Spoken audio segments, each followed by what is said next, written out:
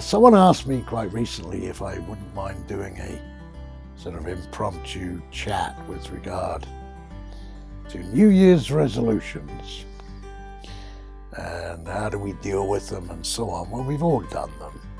We all probably visit it at some point at the latter part of the year, full of enthusiasm, different goals or the same goals, and we do this on a yearly basis. And then we find sometimes that we run out of steam very quickly into the new year, and we don't carry on, or we don't carry through with the kind of goals and stuff that we set up in the first place.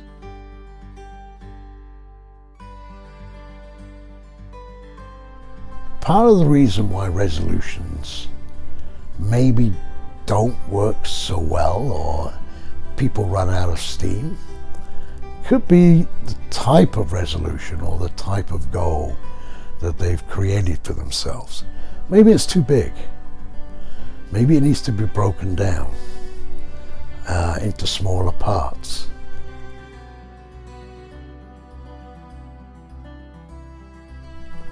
First of January, and you're going to work out and you're going to lose whatever poundage, trim up, or do whatever you want to do. And you're full of enthusiasm for the idea.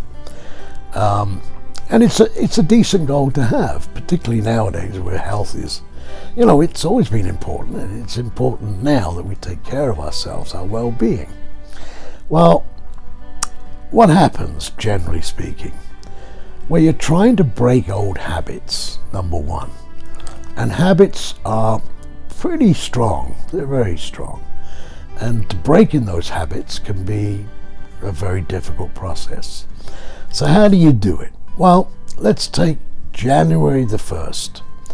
You wake up in the morning. You've got this goal in front of you. I have to go to the club. I have to go there for 9 o'clock. That's your decision. Okay, 9 o'clock. That's your goal. Not the club.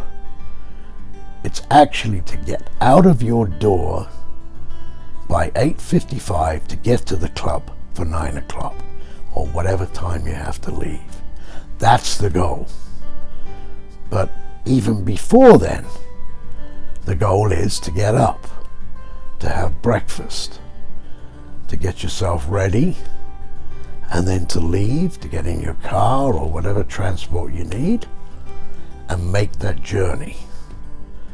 So the goal in and of itself is the club, but you can see there are multiple parts to that goal. And each part of that goal is a goal in and of itself. So each goal represents a way of rewarding oneself for actually moving in the direction that you want to move in. So you can congratulate yourself on getting up. You can congratulate yourself for getting ready. Congratulate yourself for getting out of the front door, into your car, and so on. Each one of those is a minor reward in itself to achieve the actual goal of getting to the gym.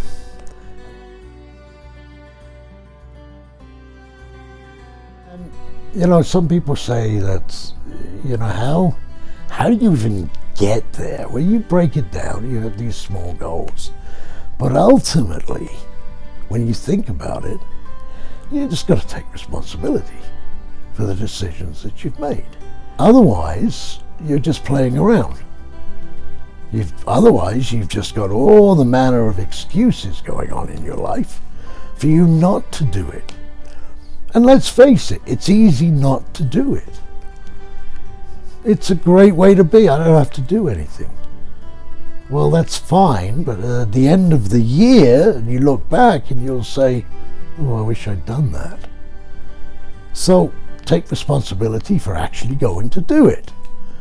And use these guides of, breaking the goal down into easy, manageable steps in order to help you start to get into the habit itself. And once it begins to grow as a habit, then it'll become automatic.